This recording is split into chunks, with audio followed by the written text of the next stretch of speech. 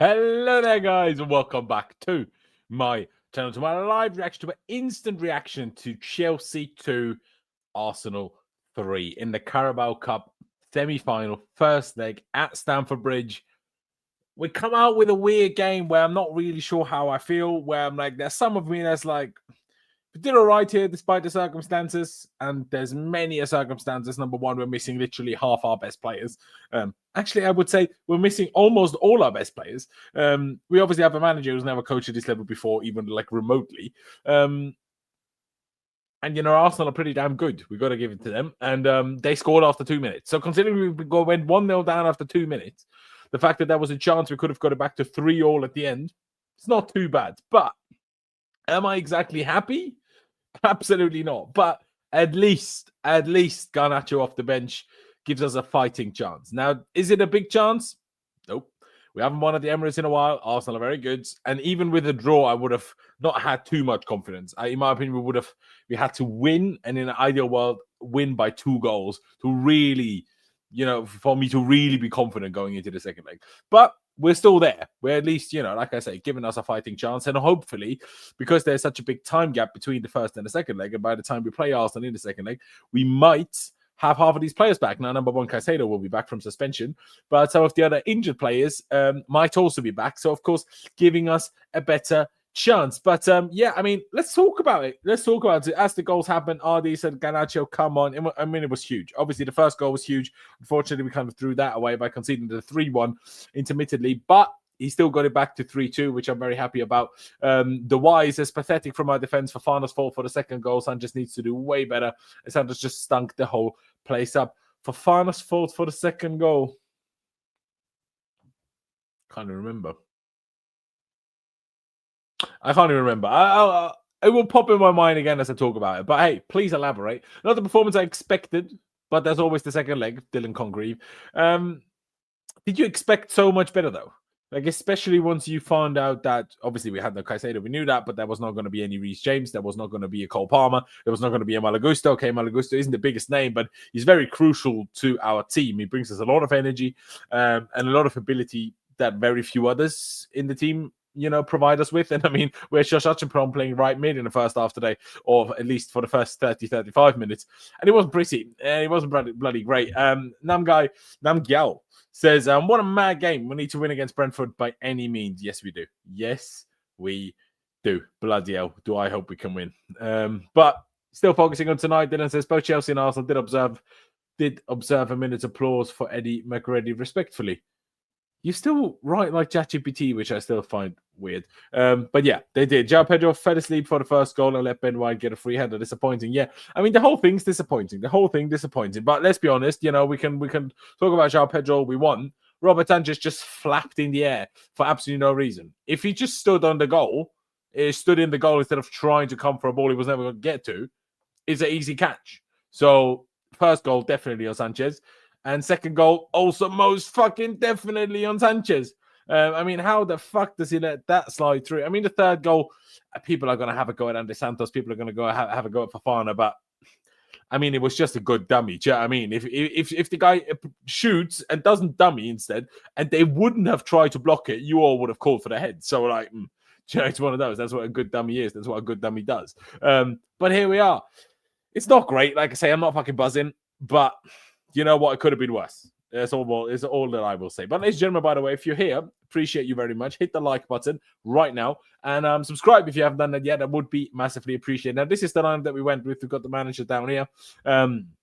We went for, you know, essentially a 4-2-3-1, but of course that looked different in possession. Robert Sanchez in goal, back four, Gyökeres, Trevor Chalobah, Wesley Fafana, which was actually the other way around in the first half. We switched it then for the second, but in the first half, these two were switched, which was interesting in and of itself, but we'll get to that. Josh Hutchinson at right back, like I said, without Reece James and Malagusto in the team's double pivot of Enzo Fernandez and Andre Santos, which also kind of meant, so these two also switched, by the way. I need to switch those. Enzo was certainly on the left side and Andre on the right. But there you go. Pedro Neto started left wing, Esteval right wing, João Pedro is the number 10 with Mark Guiu starting up front. I mean, I don't think anybody saw that coming. Mark Guiu. I mean, Liam Delap was meant to start, but then he fell ill. Him And who's the other one that's ill? Oh, Jamie Gittins. Liam Delap and Jamie Gittins are both ill. So that's fantastic. Reece James, it's not something that he took from the Fulham game, the last one under McFarlane. He actually got a whip, make of that description what you will, on the hip in training yesterday, which is why I missed the game today. Maybe he'll be back for Saturday. I don't know. Coel Palmer, not fully fit. According to Rosenior, also maybe back for Saturday.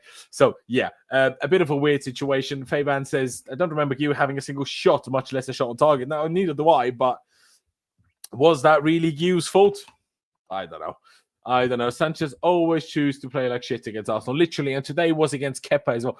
Am I bugging, guys? Was this the first time we played against Kepa? Or have we played against Kepa before? Maybe we played them in... I can't remember. Did we? In a competitive game? Because obviously when he was at Bournemouth, he wasn't allowed to play against us because he was on loan. So how did that go? Oh, didn't that? And then Bournemouth bought him, right? And then they sold him to Arsenal. That's what happened, right? So we did play him once or twice at Bournemouth. But anyways, we have played Kepa, and Sanchez has to prove, I'm the bigger clown. I don't know what's going on with him, but he was so good so far this season for the large chunk of it, and then he does this. We need centre-back and a goalkeeper to finish top four. No, not for top four. I disagree with that. But I mean, it would be good if we had our available players, playing out. Also, our usual squad playing out would already be a start. And, the top, we'll get into that. But what Rosenior was doing with the defensive changes today was kind of a bit mental. I don't really know what was going on with that. Christian says, we wouldn't lose this game with Maresca. We have become worse. I don't really know how I want to reply to that, if I'm honest. Because, well, we conceded from a corner. From a corner where Chalobah nearly had his leg snapped that led to the corner, so I don't understand that anyway. But then it was also kind of offside, but somehow on this one, it doesn't count. Yesterday, when City played Newcastle, that rule counts and exists all of a sudden. A bit weird.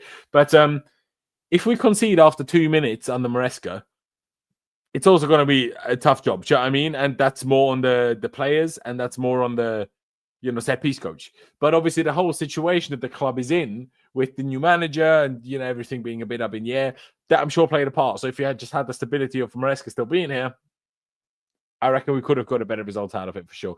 But let's be honest, right? Like, we're looking at the lineup right now.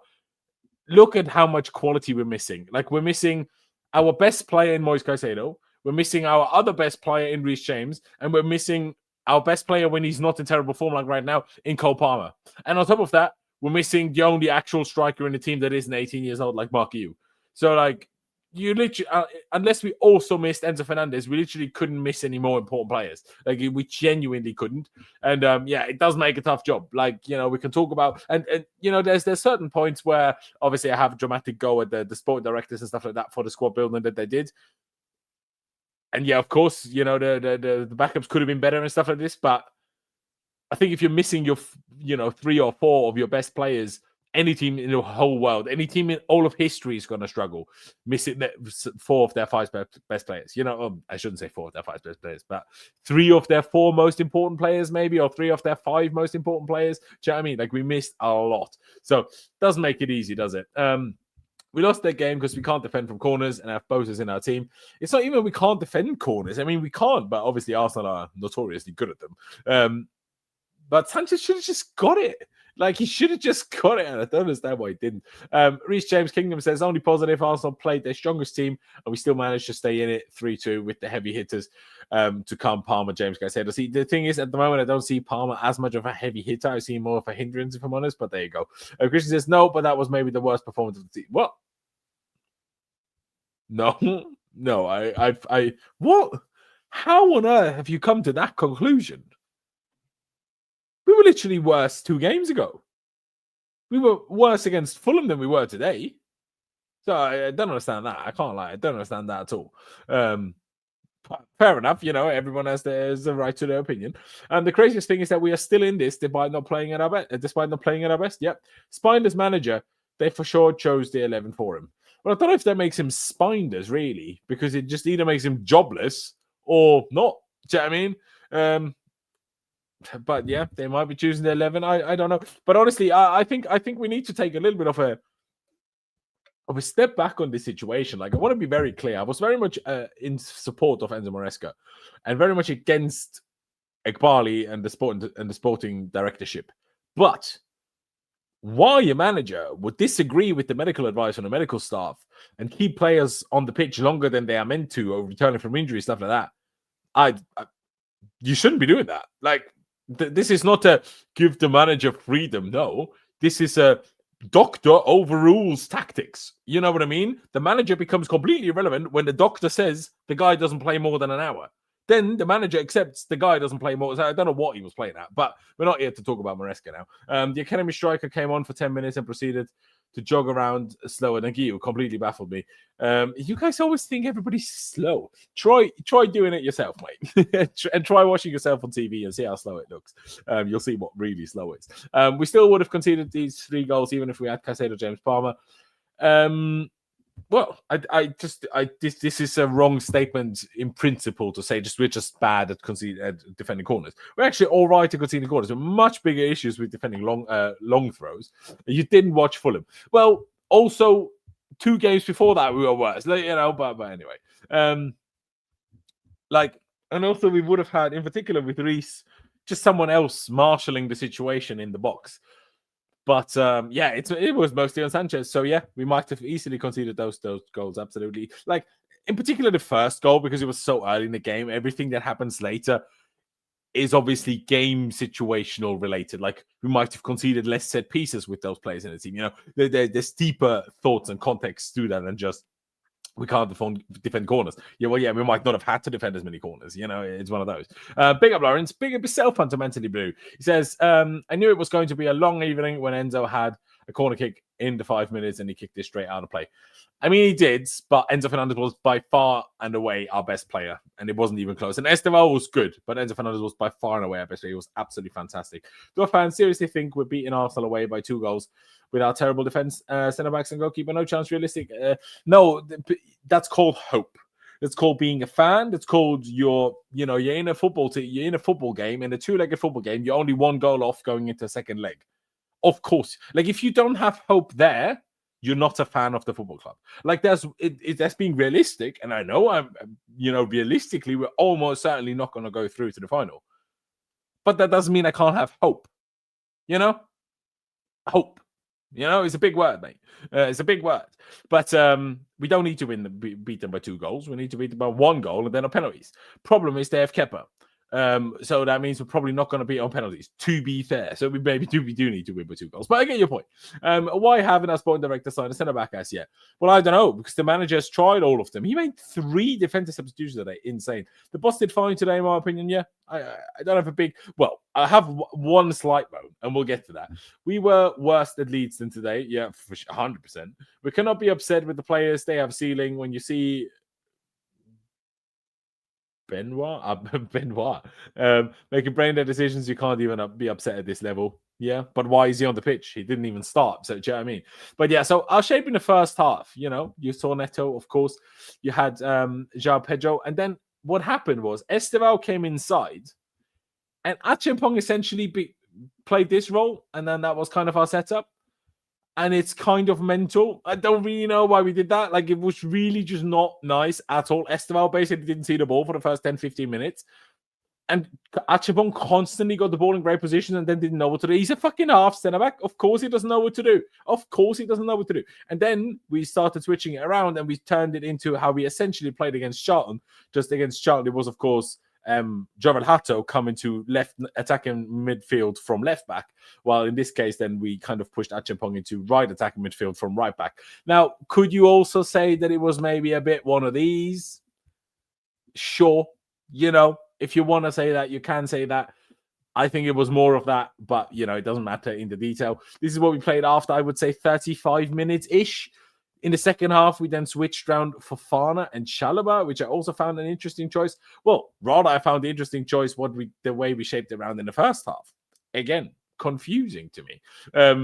But yeah, I mean, let's go through these player ratings. We'll get through some quotes a little bit later as well. And yeah, so Robert Sanchez, I mean, he made a phenomenal save late on. His foot saving from, I think, Zubimendi which at that point would have made it 4-1. That was before Garnacho got the second goal.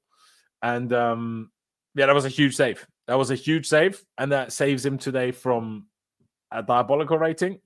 But he still gets a 3 and no more than a 3. He made 2 big errors, flapped at the first cross, at the first corner, missed it. They scored. And then the second mistake is honestly so bad. It's such an average cross from the right side from Ben White. It's such an average cross. And it just lets it flop through his hands. And then just Gyokeres has literally, not even a tap in makes it sound difficult. Like Sanchez literally placed the ball for Gyökeres 60 centimeters in front of the goal line. Like there will never be an easier goal in all of football history than that to actually finish. Haven't lost at the Bridge in 7 games. I mean, I'm sure a lot of them noticed these. Well, we also have to be realistic. A lot of these we were a bit unlucky. Do you know what I mean? But also often our own stupidity, of course. Trevor Chalobah. What did I make of Trev? He didn't do everything right. He made 1 or 2 small mistakes. But I felt that he was constantly cleaning up for Fofana being all over the shop, especially before we switched the formation around, like you can see now. Well, Fofana, I didn't mean to give him a -2. I didn't even know I can do minus, but that's interesting. When it was like this in the first half, and then Cucurella was somehow up here, and then Fofana was also up here. I'll push him back in a second. And then Chalobah was defending this all on his own, while Acheampong was trying to get back. So I'm not saying like Fofana was like here, just stood there, but Fofana was up there like pushing up to try and win the ball, and it just weren't fucking working. It just weren't fucking working at all. So yeah, that wasn't pretty. Wesley Fofana, I don't know why he came off in the end. Maybe because he got booked. It wasn't great, it wasn't bad, but yeah. What will I give Trev? I'll give him a 4. Is that fair? Is that reasonable giving him a 4? What do you guys think? I mean, I look at the chat now. I'm just trying to get my AirPods to charge. My apologies. Tired of all these undisciplined yellow cards. Oh, yeah, I'm very tired of that too. Ref really wanted Arsenal to. He kind of did. But let me know, guys. What on earth is happening here? Let me know what rating you would give Trevor Chalobah. I'm really kind of a little bit unsure, if I'm honest. But I think a 4 is okay. Is it? Maybe it's a bit harsh, but we conceded 3 goals. But he's part of the defense, I mean, Wesley Fofana didn't look great on the last goal, even though, like I said, it was a good dummy. I didn't think it was better. I didn't think it was worse. Maybe I could give Fofana lower. 4 or 5. Yeah, fair enough. Fair enough. Shall I go on the lower side? Yeah, you know what? Cucurella, I'll give a 5, but he wasn't great. I mean, he got booked, deservedly so. At some point, he got then taken off late in the game. I think probably because he had been booked, and honestly, fair enough. Because again, Saka, it's Saka doesn't score many goals, but Saka is still dangerous, and you need to defend him 1-on-1. And Cucurella on a yellow card wasn't that easy. Hato came on for him, and nearly gave a penalty away in the very last second of the fucking game, which would have been a nightmare. Oh, I didn't see it. I didn't leave this very pretty. Josh Acheampong. Because on the one hand, I thought he was good. I really did. On the one hand, I thought he was decent on carrying the ball, but he did get rinsed a couple times defensively. He did make some terrible decisions high up the pitch. I'll give him a 4 as well, man. Honestly, I probably want to say 3, if I'm honest, but he's a young kid, playing right mid and right number 10, which he's never done in his life, I assume. And even if he has in his life, certainly not in his professional career. Anyways, let's move on. Andre Santos, I thought he was poor. I'm only giving out 4. It's really fucking boring, but I'm giving him a 4 as well. You know what? Actually, I'm only giving him a 3.5. I was thinking 3, but 3 is a bit too much. Now, you know what? I'm giving him a 4. I'm giving Chalobah a 4.5. And I'm giving Acheampong a 4.5 as well. But I leave Fofana on a 4. Are people okay with that? 3.5, you said? Is that 4 for Andre Santos? I'll give him a 4. Just about. Just because I gave Sanchez a 3, and even though Andre Santos I thought was poor, Sanchez was much more at fault for us not winning today than Andre Santos was. But yeah, he was struggling, man. He was, and I can't even say he was like, you cannot fault him in terms of that he wasn't trying. He was really trying. He was trying to get to everything, but he overcommitted a lot. The third goal, he got sent so bad. There was a few times the simplest body feints, body shimmies, sent him in all sorts of directions. But he was trying, so I'm not going to be too mad at him. But, you can tell he's not fucking Moise Caicedo. But I want to get to a man who I want to be full of praise of. I haven't talked to about stats yet because of the defenders. Like, it hasn't really felt relevant to me. I didn't feel like it was about the stats. Gray won 4 out of 5 ground duels, to be fair. Chelsae 2 out of 2 successful dribbles, 1 over long ball. 2 out of 5 ground duels, not great. 2 out of 3 average is nice. Fofana, 1 dribble. 3 out of 5 ground duels, all right. Josh, yeah, less good. But Enzo Fernandez, and honestly, he isn't getting the best stats on FotMob, seemingly. 70 out of 81 passes. I'll take that in the grand scheme of things. He had a shot on target. He forced that first goal that we scored. He forced it so hard by just fighting and keeping going and keeping going. He attempted a dribble, failed it. He attempted 5 crosses, failed them. For him, only completed 5 out of his 10 long balls. It's not that amazing. 2 tackles, 2 blocks, 7 recoveries. It's good. 3 out of 6 ground duels is good.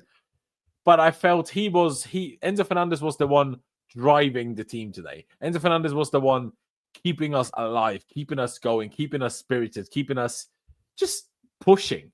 And I think because of that and some lovely switches of play, forcing a goal, but it still weren't, like, in a grand scheme of things, incredible, but he shall get a 7.5. Obviously, there were still things that weren't perfect in terms of defensively and stuff like that. He also got sent forward for the 3rd goal. A bit like, no, that's not true. It was Andres Anderson and Fofana. But yeah, I honestly, part of me, inside of me, kind of wants to give him an 8, if I'm being totally honest with you. But I feel like I cannot give somebody an 8 while we lose a game. You know what I mean? That would be overdoing it a little bit. I move up the pitch. I'll do João Pedro, man. Oh, my God. He has, like, 2 nice turns in a game. And 1 nice bit of link-up play where he's, like, holds the ball up and lays it off. But 95% of the game, this guy is absolute dog shit. Like, he's so fucking poor. Why is he so bad? What kind of lie, what kind of dream, what kind of fantasy did this clown sell us at the Carabao Cup? And you look at the stats, they're not even bad. 84% passing accuracy, 21 out of 25 is good. 0 shots on target, 1 attempted, 2 out of 2 dribbles. It's decent, I suppose. 1 cross only, that was failed. 2 out of 2 long balls, though. It's decent, I suppose. 6 out of 11 ground duels, over 50%.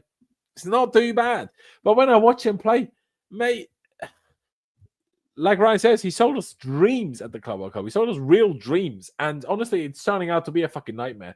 Pedro's touch is so clumsy. It's maddening. Yes, it is, bro. I don't know why. It is so clumsy.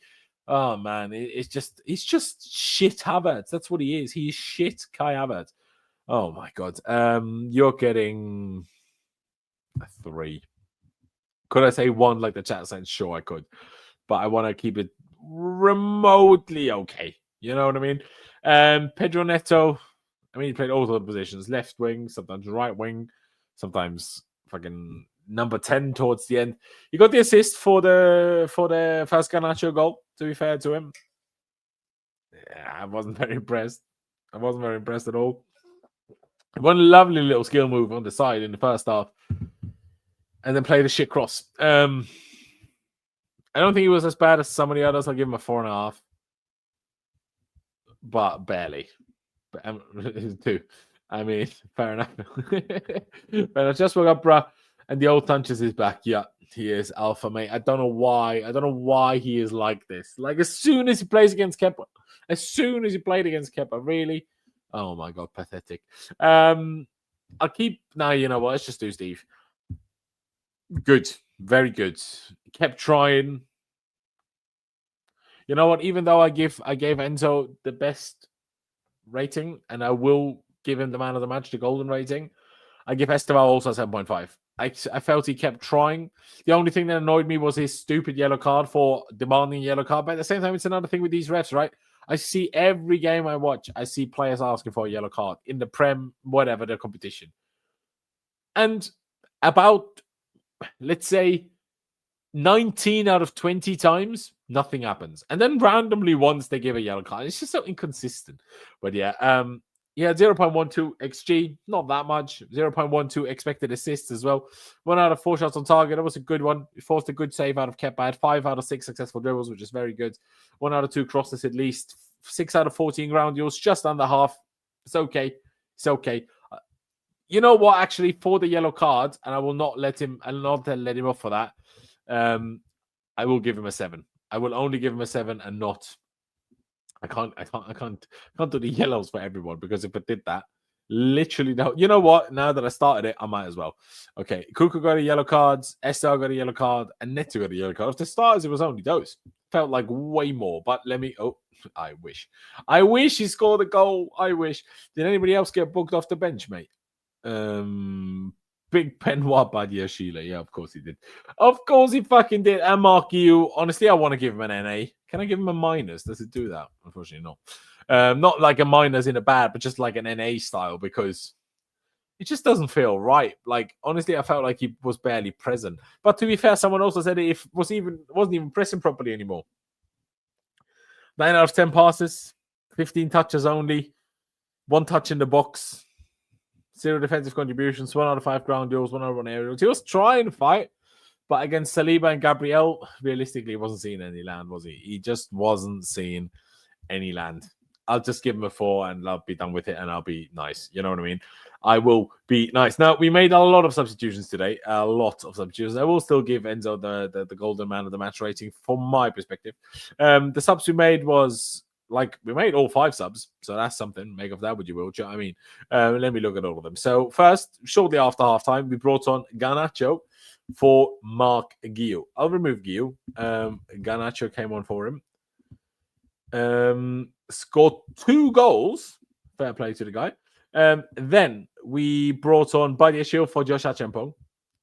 I'll remove Josh Achampong. I'll have to also remove him from here as high up the pitch. I'll shift the team around how I then played in the second half, or at least I'll try my best anyway.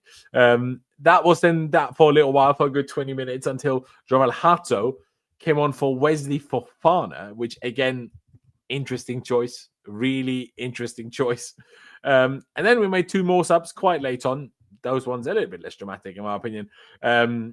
Milka came on for João Pedro, which is all well and good. It's all well and nice, but it didn't do that much. Meuka. Is he here? Add manual player. Yeah, well.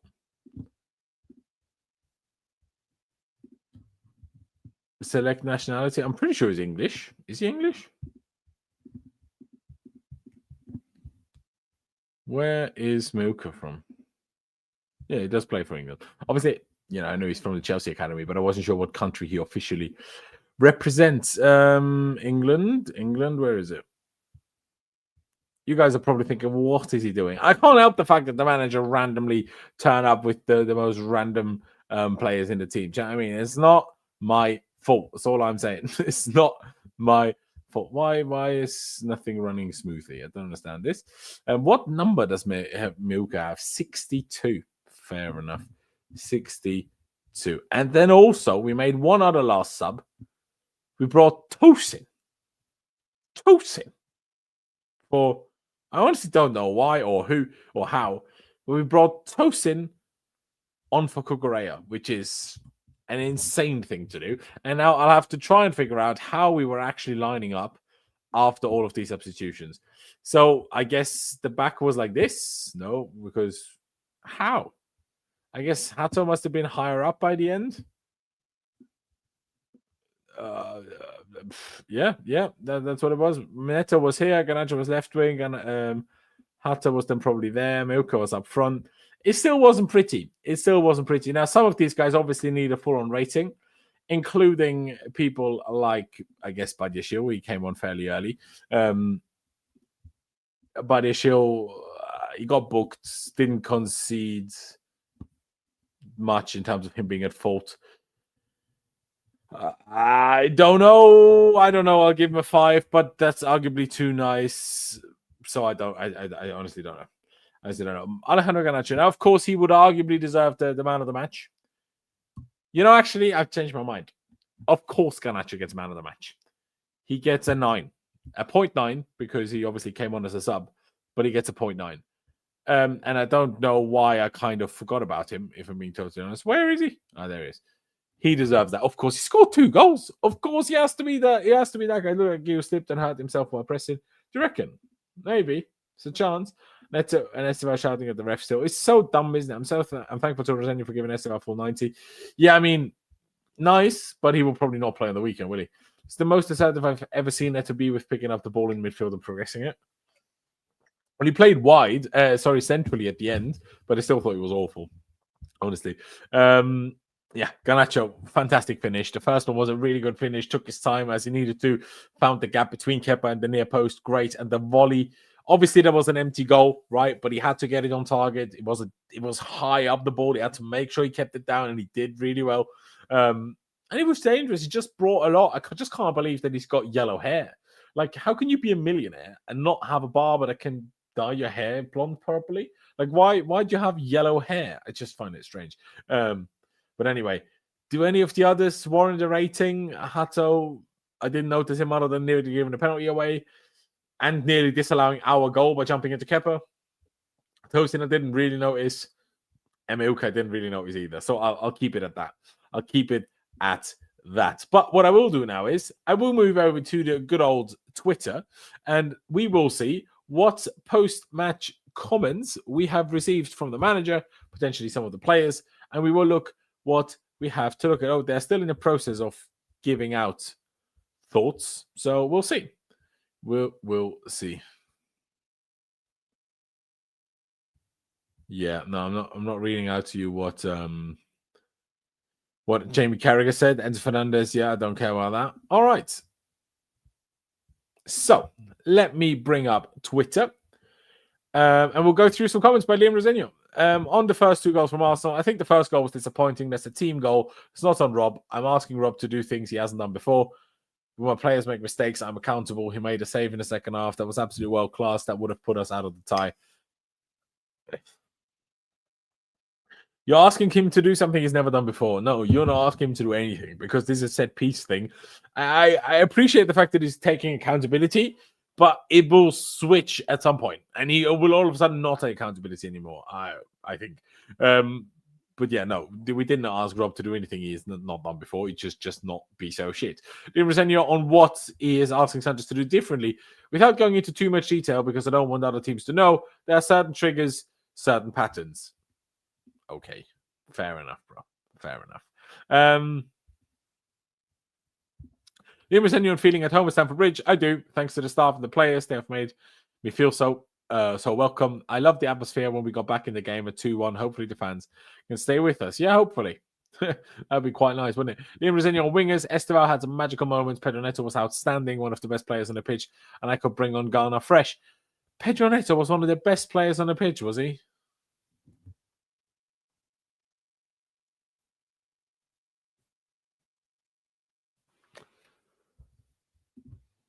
Pedro Neto was one of the best players on the pitch. What pitch? What pitch is that? Mate. Don't piss me off with your waffle, man. Do not piss me off with your waffle.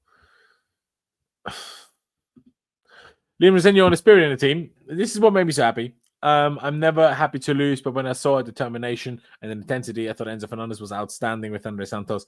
Like you gave everything. I want that in a team that never gives up. That's all. That's good. Yeah, that's good. And honestly, this is the type of thing I kind of expected him to talk about after the game. But here we are. We got some news on injuries and fitness and illness. Cole, the game came too early for him. Hopefully, he'll be able to train on Friday. He had a minor strain on his thigh. So this is not a groin thing. It's a new issue.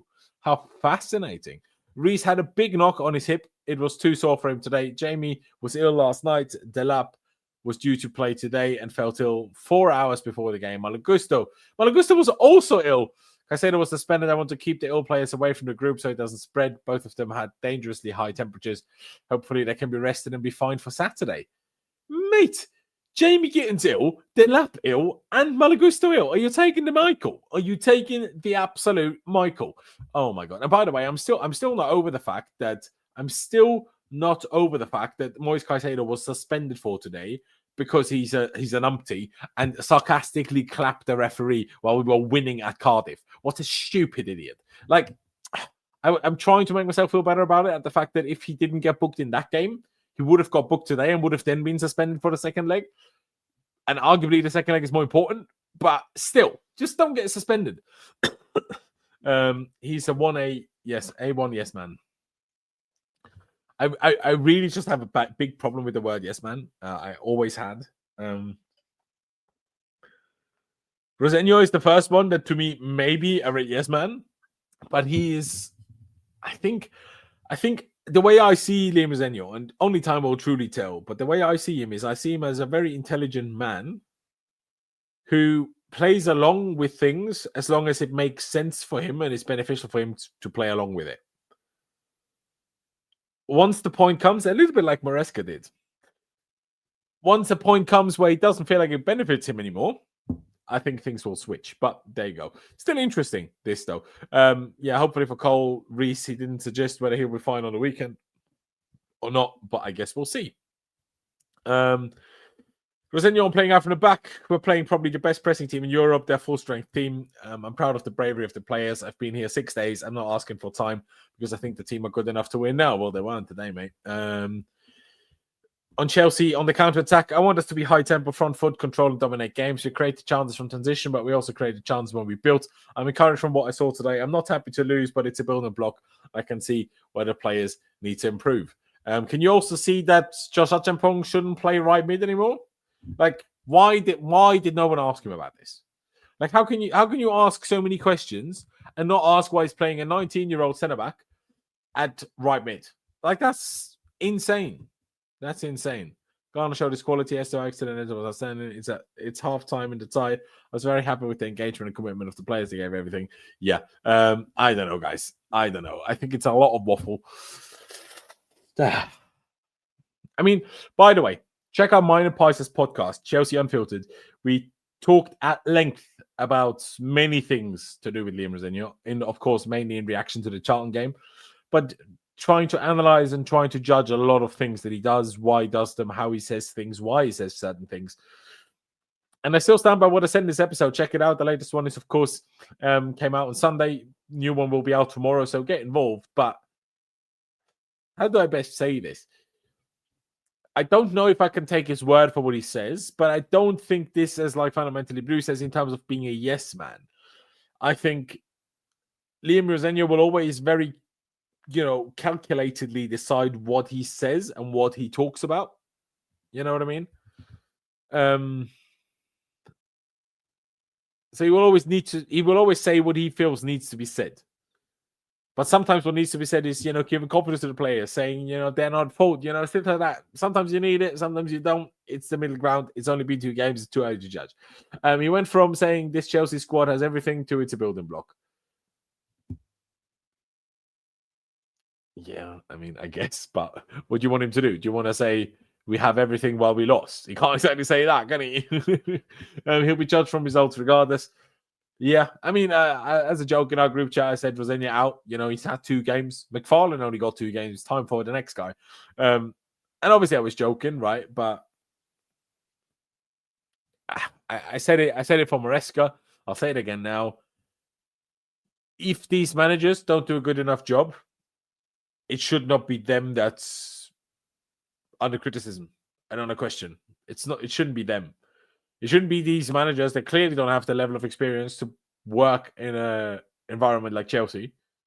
And when it then does work, you need to have a go at the people that hire those guys, not at the guys that are inevitably not going to be good enough, as you know from the get-go. Like, I like a lot about Rosenior, but there's other things I don't like. He's brought in for mainly business purposes. Yeah, I don't really know what you mean by that in terms of to make money. I guess so. I guess so. Too soon to throw players under the bus. He'll have to fall on his sword for now. Oh yeah, for sure. I'm not saying you should have blamed players. Of course not. But all I'm saying is, and I respect and I accept and I, if anything, probably also support him protecting the players in the media. Especially like you say, it's very soon. There's very small and little relationship so far between him and the players. He needs to build that up. Needs to build that trust. Needs to build that that basis of honesty, where he could say more truthful things sometimes. I've not a problem with it. All I'm saying is when we read those quotes, please don't just take them as gospel and take them as, yeah, but the manager said this. And yeah, he did. But he might not quite have meant it that way. Do you know what I mean? That's all I'm saying. That's all I'm saying. The least said best he likes to talk. He does like a talk, but it's not his fault that the Premier League mandate or all the competitions mandate a post-match press conference, a pre-match press conference, 17,000 TV interviews, and then God knows how many interviews he's done with Sky Sports, TNT, BT, and whoever else is about during the week, right? The media are not on his side. He's at Chelsea FC. No, the media are not on his side. To be honest, I think the media kind of are on his side because I think the media are also in a position where they hate Chelsea while they don't want it. Like, it's a bit like with Potter. Because it's an English manager, the English media don't want to go in so hard. There's benefits to that. Like, they didn't go in as hard on Potter as they arguably deserve to and should have done. Like, it was the fans that went in hard on Potter, but not the media. I know Rosenior is obviously heritage. Maybe it leads to more criticism in England. I don't know. Maybe it also leads to more protection. Mix of the two. I don't know. All I know is that we're still in the tie, which I'm happy about, We're taking it in 3 weeks from now, and we can still do something. We're at least in it. It's not a game. Had we lost 3-0, say, I wouldn't even bother thinking about the game. But because, yes, we're probably not going to make it, but there's only one goal in it. Do you know what I mean? So it's possible. It's for business because we could have got any other manager if we wanted to win trophies. See, but this is where you're wrong, Christian. We could not have got any other manager. That's what I think Chelsea fans are slightly missing recently. We could not. We had, it came out just today. We had conversations with Luis Enrique, not today, not when we now try to hire him. I think, was it when it was Maresca? I think it was actually when we in the end hired Poch. We spoke to Enrique, but he just said, I ain't doing that. I ain't doing that. And he essentially said no because he knew he was going to suffer the way Maresca suffered. Too many sport directors, too interfering owners. Just not great. And now that we've had the experiences with Poch, that we've had the experiences with Maresca, and Maresca walked. I'm not sure. He's probably got some payoff, but he didn't get the full payoff. Now, think if you're another manager, and Maresca is a respected man. Maresca was in the staff of Pep Guardiola, the best manager ever. And, football is showing us right now that whoever has learned from Pep Guardiola are the people dominating football. That's Pep Guardiola himself. That's Mikel Arteta. That's Vincent Kompany. That's Luis Enrique. Might not have learned from him as an assistant, but learned from him as a player. And I'm forgetting somebody. Even Xabi Alonso was Pep Guardiola's player at Bayern Munich and did a lot of the way he thinks. He learned it at Bayern Munich under Pep Guardiola. So Maresca is not an idiot. And he walked. But he also didn't do everything right. But that means we could... Yeah, but we don't have money. Number one, we are limited by UEFA in terms of spending. We are limited by PSR. We are limited by financial fair play. And we are limited by our wage structure. We are not in a wage structure where we just hand out millions. But also, talk to me about, and I stand by this. I think Rosenior was probably one of the better managers we could have hired right now. Should we have been in a position to hire a new manager now? No, of course not. But the manager also walked out, so we had to. But who would you have got? There's literally nobody. You're not getting Klopp. You're not getting Xabi Alonso. Even if you waited a couple of weeks, Xabi Alonso would literally laugh in our faces. Who you get? Do you know what I mean? It's all fun and games. Maresca was a championship manager. Liam Rosenior has more experience now than Maresca did. But Maresca just seems a bit more seasoned. I don't know, man. I'm about to stop waffling because it's pretty much midnight my time. I've got work in the morning. I've had a long day. Of course, but don't forget, Christian, we didn't sack Maresca. Maresca left because he couldn't handle the board anymore. And he was like, nope, I'm not working under these conditions anymore. And you got to respect it. But it's still him that walked. And that we can't just ignore it either. But anyway, guys, I'm going to wrap it up here. Thank you to everybody that has tuned in today. Hit the like button, hit the subscribe button if you're watching this once this has turned into a video. Once again, like and subscribe, hit the comment down below. Tell me what you thought about the game. Tell me something nice about something. You know what I mean? Have a chat. Why not? But yeah, ladies and gentlemen, I'm going to wrap it up here. Thank you very much for tuning in. I need to start my outro again. Thank you guys for watching. Up the Chelsea. Upwards and onwards. And I will. See you next time.